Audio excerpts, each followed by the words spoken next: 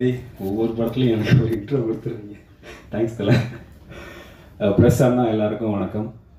தம்பி ப்ரெஸ்ஸில் இருந்து வந்திருக்க தம்பிங்க எல்லாருக்கும் வணக்கம். இந்த படத்தில் ஃபஸ்ட்டு ஒரு தேங்க்ஸும் ஒரு வாழ்த்து வந்து ஜஸ்டின் பிரதருக்கு. அவரோட நாள் தான் இது. அவரோட மிகப்பெரிய கனவு இன்றைக்கி நினைவாக இருக்குது அவருக்கு. அதுக்கு மிகப்பெரிய போராட்டமும் இருக்குது. நம்ம இந்தியா கதை என்னை எப்படி அடித்து இந்த படத்தில் கூட நடிக்க வச்சோம், அதே போல் அடித்து இழுத்துட்டு வந்து மியூசிக் பண்ண வச்சாங்க. ஜஸ்டின் நீ வா மோன அப்படின்னு சொல்லிட்டு ரேடியோவில் ஒரு மாட்டு நிம்மதியாக தான் இருந்தார். மாத சம்பளம் வாங்கிட்டு அப்படியே வாழ்க்கை நிம்மதியாக போயிருக்கோம். அவரை கூப்பிட்டு வந்து இங்கே விட்டு.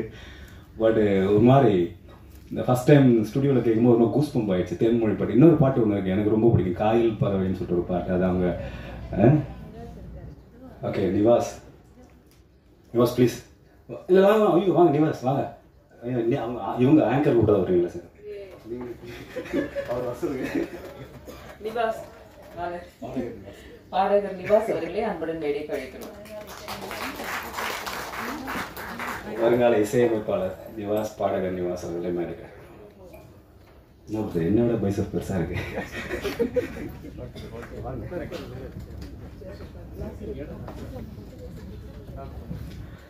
ஆக்சுவலாக நான் கம்போசிங் நிவாஸ் பாடும்போது தான் போயிருந்தேன். அது ஐயோ இப்படி ஒரு நல்ல பாட்டு இருக்க படத்தில் நம்ம நடிக்கிற மாட்டுற மாதிரி எனக்கு பயங்கர ஹாப்பி ஆகிடுச்சு. அவ்வளோ செம்மையான ஒரு பாட்டு. அதை வந்து அவங்க ரொம்ப காயலோட அசட்டாக அக்கா வச்சுருக்காங்க, அதை ரிலீஸ் பண்ணுவாங்க. ஸோ ஜஸ்டின் பிரதருக்கு மிகப்பெரிய வாழ்த்துக்கள். அடுத்து ஒரு மிகப்பெரிய நன்றி. இப்போ நான் சொல்ல போகிற நன்றி சொல்ல போகிற நபருக்கும் எனக்கு எந்த சம்மந்தமும் கிடையாது. பார்த்தது கிடையாது, பேசுனது கிடையாது. பார்த்துருக்கேன்னா நான் தூரம் இருந்து பார்த்துருக்கேன். அப்புறம் அவரோட இயக்கத்தை நான் பார்த்துருக்கேன். அந்த படம் எனக்கு ரொம்ப பிடிச்ச படம். அது கதை இப்போ வேண்டாம். ஒரு ஆணோட ஒரு நல்ல தோழி இருந்தால் அது ஒரு சூப்பரான ஒரு பவராகவும் இருக்கும், ஒரு பயங்கர ஹாப்பியாகவும் இருக்கும். அது ஒரு மாதிரியான ஒரு உலகம். அது நல்ல பெண் தோழிகள் நான் சொல்கிறது நட்பாக இருப்பாங்களா, அவங்க சொல்கிறேன். நீங்கள் வேறு எதுவும் கம்பேர் பண்ணாதீங்க. அவங்க இருந்து அந்த உலகம் வேறு, அவங்களுக்கு இது புரியும். அதே போல் ஒரு பெண் கூட ஒரு நல்ல ஆண் நண்பர் இருந்தான்னு வச்சுங்களேன், ஒரு நல்ல நண்பன் இருந்தால் அந்த உலகம் வேறு. அது ஒரு சூப்பரான ஒரு பவர், ரொம்ப அழகாகவும் இருக்கும். அதோட சந்தோஷமும் வேறு. முதல் நாள் காயல் ஷூட் அப்போ நான் வந்து மித்ரன் சார் அங்கே பார்த்தேன். நாங்கள் பூஜை போடும்போது அவர் அங்கே இருந்தார். அப்போது பாண்டிச்சேரியில் ஷூட்டு முதல் நாள். நாங்கள் பூஜையிலே வந்து கடலுக்கு தான் பூத்துவிடணும். சாமி ஃபோட்டோலாம் எதுவும் கிடையாது, கடலுக்கு தான் பூத்துவி அந்த கடலுக்கு தான் இது பண்ணி படையெல்லாம் வச்சுட்டு அதுக்கப்புறம் நாங்கள் வந்து அன்றைக்கி முதல் நாள் ஃபஸ்ட்டு டேக்கு சார் வந்துட்டு கிளாப் பண்ணிவிட்டு அங்கே கிளம்புனாங்க. அதுக்கப்புறம் தமேந்தியாக்கா இந்த படத்தோட பிரச்சனைகள் அப்போல்லாம் ஒவ்வொரு டைமும் மித்ரன் சாரை சொல்லிக்கிட்டே இருப்பாங்க. இன்றைக்கி இறுதி நாள் சொல்ல முடியாது, இன்றைக்கி ஒரு நல்ல நாள். அதுவுமா இன்றைக்கும் அவர் கூட இருந்துக்கிட்டே இருக்கார் மித்ரன் சார். இப்படி ஒரு நண்பன் கிடைக்கிறதுக்கு பெரிய விஷயம்.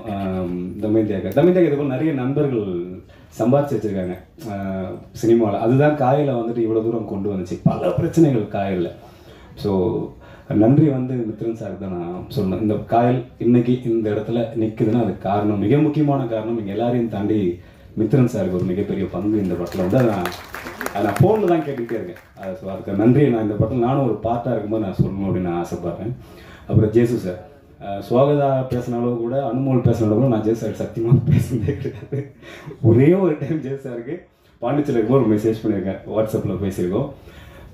அப்போ வந்துட்டு ஒரு பெரிய சிக்கல், ஷூட்டிங் அங்கேருந்து நகர்த்தலாமா வேண்டாமான்னும்பொழுது அது ஒரு பெரிய ஒரு சின்ன பட்ஜெட் படங்களில் வர ஒரு சிக்கல் தான் அது ஆஸ் யூஷுவல். இப்போ நான் அப்போ தான் ஒரு ஹீரோவாக 2-3 படங்கள் சின்ன பட்ஜெட் படங்கள் பண்ணதுனால, நீலம் ப்ரொடக்ஷனில் இருந்ததுனால கொஞ்சம் நான் அதை கற்றுக்கிட்டு இருந்ததுனால என்னால் அதை ஃபேஸ் பண்ண முடியுன்ற ஒரு நம்பிக்கையில் எனக்கு ஒரு கால் வந்துச்சு. அப்போ யூஎஸில் என்ன லிங்கேஷ் பண்ணலாம் சார், த்ரோ ஆன் பண்ணுங்கள், பார்த்துக்கலாம், அடிச்சிடலாம் சார், ஒரே ஸ்கெடியூலில் போயிட்டு வந்துடும், திரும்பி வந்துட்டா பண்ண முடியாது சார் அப்படின்போது அந்த ஒரு வார்த்தை, லிங்கேஷ் போகலாம் லிங்கேஷ் அப்படின்னாரு. அவ்வளோதான், நானும் அவரும் பேசுனது. அதுக்கப்புறம் இப்போ தான் பார்க்குறோம், இப்போ தான் பேசுகிறோம். ஸோ இந்த ஒரு புதுப்படம் பண்ணுறதுக்கு இல்லை பல பிரச்சனைகள் அதை தாண்டி இந்த படம் ஒரு புது ப்ரொடியூசர் டைரக்டரை பார்க்காமலே பண்ணலாம். ஏன்னா இந்த படத்தோட கதையை யார் படித்தாலும் பண்ணிடுவாங்க. எனக்கு வந்து அக்கா கதை சொல்லும்போது கூட பெரிய நம்பிக்கை வரல அந்த கதையை படித்ததுக்கப்புறம் இந்த கதை கேமரா தான் நம்மளே போய் எடுத்துடலாம் போல, அந்த மாதிரியான ஒரு உரையாடல் அந்த கதையில் இருந்துச்சு. மேபி அதுதான் வந்து ஜேசு சாருக்கு நம்பிக்கை கொடுத்துருக்கோம். அந்த கதையை படிக்கும்பொழுது வந்துட்டு ஒரு மாதிரி ஒரு பொய்டிக்காக இருந்துச்சு. ஒரு தமிழில் படிக்கிற ஒரு நாவல், நம்ம அழகான ஒரு காதல் நாவல் படித்தா எப்படி இருக்கும், அந்த துணி வந்து அந்த ஸ்கிரிப்டில் இருந்துச்சு. அது மேபி ஜேசு சாருக்கு ஒரு நம்பிக்கை கொடுத்துருக்கலாம். அதுதான் எனக்கு தெரிஞ்ச இந்த படம் ஆரம்பத்துக்கான கதையாக இருந்திருக்கும். ஸோ காயல் பற்றி எனக்கு உண்மையாலுமே நிறைய பேசணும், பயங்கரமாக பேசணும்னு நினச்சிட்டே வந்தேன். காயல்னு ஒரு ஃபேமிலி எனக்கு கிடச்சிது. பட் பாட்டெல்லாம் பார்த்தப்பறம் என் ஃபேமிலி என்னை விட்டு போயிட்டு ஒரு பயம் வர ஆரம்பிச்சு நிறைய மறந்துட்டேன். ஆக்சுவலாக இவங்க ஆக்சுவலாக எனக்கு காட்டல, இந்த வருஷம் நான் காட்டவே இல்லை. எனக்கு தம்பி நீ வா, உனக்கு ஒன்று வச்சிருக்கேன். ஓகே, நம்மளுக்கு பயங்கரமாக ஹீரோவாக போட போகிறாங்க போல நினச்சோமான பாட்டில் இப்போ நிறைய ஷார்ட்ஸ்லாம் போட்டு என்ன நடக்குதுன்னு தெரியல. வீட்டுக்கு போனால் சரி எல்லாத்தையும் நம்ம ஃபேஸ் பண்ணி தான் ஆகணும், ஹீரோவானா ஃபேஸ் பண்ணி தான் ஆகணுன்ற இடத்துக்கு நானும் நகர்ந்துட்டேன். Okay, Swagata and Isaac sir, Anumol, அப்புறம் காயத்ரி வரல, அப்புறம் பரத் மச்சி, ரமேஷ் திலக், எல்லாருமே ஒரு ஃபேமிலியாக இந்த படத்தை நாங்கள் நடித்தோம். ஆக்சுவலாக இந்த படத்துக்குள்ளே நான் வந்ததுக்கான மிக முக்கியமான காரணம் அப்படின்னு ஒருத்தர் இருப்பார்ல, தமயந்தியாக்கெல்லாம் எனக்கு யாருன்னே அப்போ தெரியாது. கார்த்தி தம்பி தான். ஆக்சுவலாக பயங்கர ஆக்டிவாக அவர் இப்படி நிற்கவே மாட்டார், அப்படி நடந்துகிட்டே இருப்பார்னு அனுமோல் மேடம் சொன்னாங்களே. ஆக்டிவாக அதெல்லாம் கிடையாது, அவனுக்கு காலில் ராடு வச்சிருக்க, ஒருத்தர் நிற்க முடியாது. அடிக்கடி டென்ஷன் ஆகிடுவான். தம்பி உருவா பார்த்துல அவனுக்கு ஒரு கேமரா கொடுத்தா போதும், ஒரு கேமரா கொடுத்துட்டு அவன் கேட்குற லென்ஸ் கொடுத்தா போதும், செம்மையாக ஃப்ரேம் வச்சிருவான். சும்மாலாம் வைக்க மாட்டான். அண்ணே அப்படி போங்கன்னு சொல்லிட்டு ஒன்றுவான். என்ன நான் 1 கிலோமீட்டர் தூரத்தில் இருப்பான், அவங்க இங்கேயும் இருப்பான், நடங்கன்றுவான். எனக்கு செமக்கும் வந்துடி ஏன்டா அப்படி பண்ணுற அப்படி கிட்ட வந்து பார்த்தோன்னே அந்த ஷார்ட்டை காட்டுவான். ஏன்னா இப்போ சூப்பராக இருக்குது, அதானே அப்படிதான் சூப்பரான ஒரு கேமராமேன். கார்த்தி வந்து நானும் வந்து காலேஜ் ரோடுன்னு ஒரு படம், முதல் படம், அதில் தான் 2 பேரும் ஒர்க் பண்ணார். கேமராமேன் கார்த்தி தான். ஏன்னா நான் தானே அப்போ அந்த படத்துக்கு பாதி ப்ரொடக்ஷன் பார்த்துக்கிட்டேன், ப்ரொடியூசர் என்ன நம்பி தான் கொடுத்தாரு. பார்த்தீங்களா, அந்த படத்தில் சுவாகதா பாட்டு பாடுறீங்க, பட் எனக்கு அது தெரியாமல். ஸோ அவங்ககிட்ட நாங்கள் சொன்னதே இவ்வளோ தானே காசு இருக்கு கார்த்தி, என்ன பண்ணலாம், நான் பார்த்துக்கலானே. ஸோ அந்த ஒரு கேமரா இருந்தால் போதும் கார்த்திக்கு. அவன் நினைக்கிற அந்த ஃப்ரேமை, இயக்குனர் கேட்குற அந்த ஷாட்டை, அதோடைய அழகு குறையாமல், அதோடைய அந்த உரையாடல் குறையாமல் ரொம்ப அழகாக ஒளிப்பதிவு பண்ணிடுவார் கார்த்தி. ஸோ கார்த்திக்கு இந்த படம் ஒரு சூப்பரான படமாக கண்டிப்பாக இருக்கும். ஏன்னா எழுதின விதம் எவ்வளோ பொய்ட்டிக்காக இருந்துச்சோ அதே போல் எடுத்த விதம் பொய்ட்டிக்காக இருக்குன்னா அது மிக முக்கியமான காரணம் வந்து கார்த்தி தான். அதுக்கப்புறம் நம்ம கை தட்டுங்க ப்ளீஸ், கண்டிப்பாக. ஏன்னா நீங்கள் படத்துக்கு முன்னாடியே தட்டுங்க, கண்டிப்பாக 100% படம் பார்த்ததுக்கப்புறம் கார்த்திக் எல்லாருமே தேட ஆரம்பிச்சிருவீங்க, நல்ல விதமாக தேட ஆரம்பிச்சிருவீங்க. அப்புறம் பிரவீன் சாருக்கு ரொம்ப நன்றி.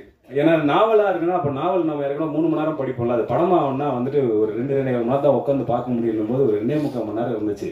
பிரவீன் சார் நம்ம நைஸாக சொல்லுவோம், சார் எப்படி அது சார் பார்த்தல விடுங்கத்தில் அப்படின்னுவாரு. ஸோ இந்த படத்தை ரொம்ப அழகாக அந்த ஜூஸ் குறையாமல், அந்த பொய்ட்டிக் குறையாமல், அந்த விஷுவல்ஸோட எந்த சென்ஸுமே குறையாமல் அதை அடுக்கி வச்சதில் மிகப்பெரிய பங்கு வந்து பிரவீன் சாருக்கு உண்டு. ஸோ பிரவீன் சாருக்கு மிகப்பெரிய நன்றி.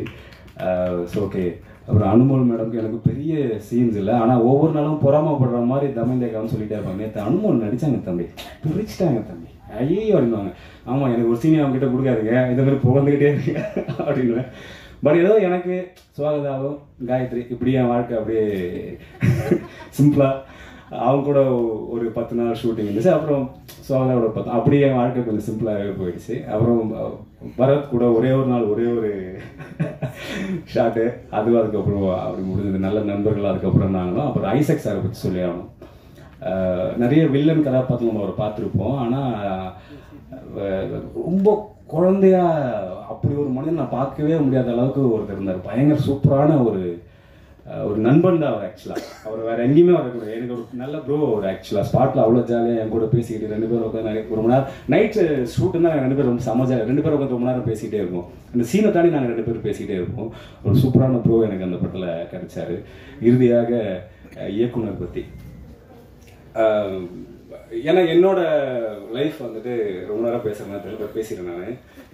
என்னோட லைஃப் வந்துட்டு பெண்கள் சூழ்ந்த லைஃப் தான். என்னோட அம்மா கூட பிறந்தவங்க 2 தங்கச்சிங்க, அப்புறம் மாமாவோட ஒய்ஃப் மாமி, அப்புறம் இந்த அக்கா எனக்கு, அப்புறம் பெண் தோழிகள் அதிகம் எனக்கு, அப்புறம் ஆங்கராக இருந்தேன், பெண் ரசிகைகள் அதிகம்.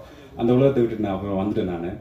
ஸோ எனக்கு என்னோட வாழ்க்கையில் நிறைய என்னோட அம்மா வந்துட்டு ஒரு ஜோன் ரொம்ப பயங்கரமான அடமன் டைப். அவங்க நினைக்கிறது நடக்கணும், அது யாராக இருந்தாலும் சரி. அந்த மாதிரி ஒரு டைப் அவங்க நான் ஹேண்டில் பண்ணணும். முடியுமா இல்லைன்றதுல அது ஒரு என்னோட பெரிய அக்கா ஒரு டைப் மனசுக்குள்ளேயே ஒன்று வச்சுப்பாங்க, ஆனால் நான் புரிஞ்சுக்கணும் அதை.